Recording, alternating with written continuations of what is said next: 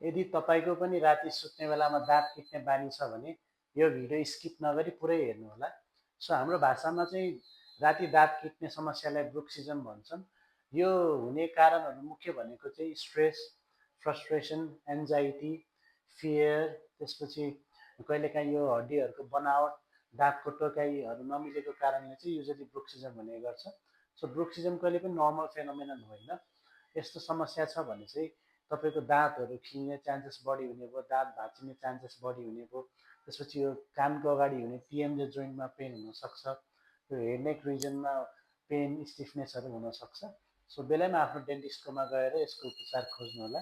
So हामीले as a dentist usually recommend गर्ने भनेको चाहिँ एउटा प्लास्टिकको ट्रे जसलाई नाइट गार्ड भन्छन् त्यो लगाएपछि ब्रुक्सिजम धेरै हदसम्म कम हुन्छ। र अर्को भनेको चाहिँ के कारणले भइरहेको छ, तनाव छ, फ्रस्ट्रेसन छ भने तपाईँलाई साइकोलोजिकल काउन्सिलिङ